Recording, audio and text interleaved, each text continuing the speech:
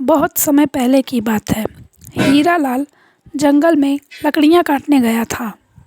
लकड़ियाँ काटते हुए अचानक से उसके सामने एक भेड़िया आकर खड़ा हो जाता है और वह उसके ऊपर गुर्राने लगता है। हीरालाल डर जाता है। वह बोलता है, अरे कोई बचाओ, अरे कोई बचाओ, यह मुझे मार डालेगा। वह इतना बोलकर वहाँ से भागने लगता है।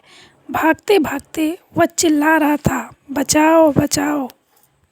पर वह भेड़िया भी उतनी ही रफ्तार में उसका पीछा कर रहा था।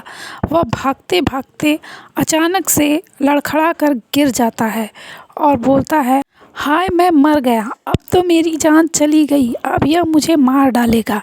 वह इतना बोल ही रहा था कि भेड़िया उसके ऊपर कूद जाता है और उसके पैर में ज़बरदस्त काट लेता है। वह बोलता है, हाय मेरी जान चली गई, अब मैं मर गया, अब मैं नहीं बचूंगा। उसके पैर से खून निकल रहा था। वह चिल्लाता हुआ और भागता हुआ अपने घर को वापस आया। उसकी बीवी देखकर एकदम पागल हो जाती है। अरे जी, ये आपको क्या हुआ? ये कैसे हो गया? आपको क्या, कहाँ और कैसे चोट लग गई? तो वह बोलता है, अरे मैं लकड़ी काट रहा था, अचानक से एक भेड़िया मेरे सामने आ गया और उसने मुझे काट लिया। अब मेरी समझ में नहीं आ रहा मैं क्या करूं। तो उसकी बीवी उस पर मरहम लगाती है और उसे थोड़ा आराम मिलता है। रात हो गई थी। दोनों मियाँ बीवी खाना खाकर सो जाते हैं। हीरालाल आधी रात होती है तो अजीब अजीब तरह की आवाज़ें निकालने लगता है।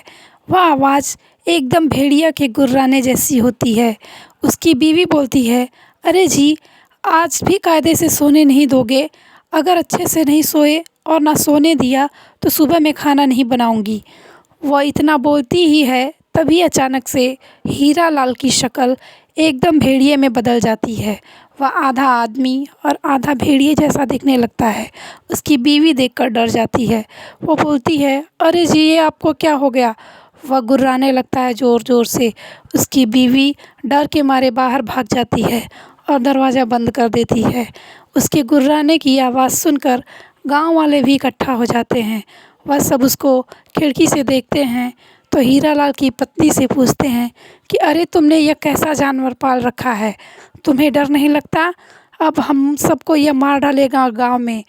तुम कहाँ से लेकर आई हो इसको? तो वह बोलती है, नहीं भाई साहब, ये कोई जानवर नहीं, ये मेरे आदमी हैं।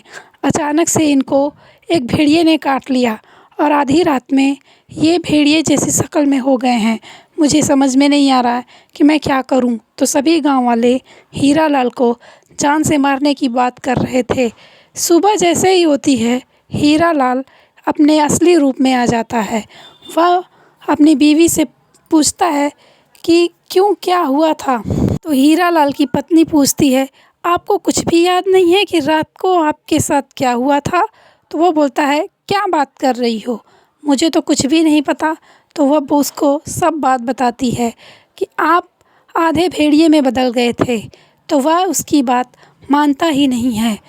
वह बोलता है, तुम झूठ बोल रही हो।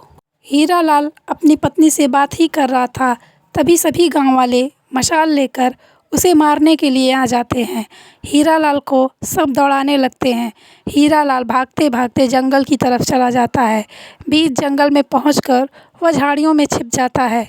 सब लोग उन्हें मारने की कोशिश कर रहे थे, तभी झाड़ियों में से फिर से गुर्राने की आवाज़ आने लगती है।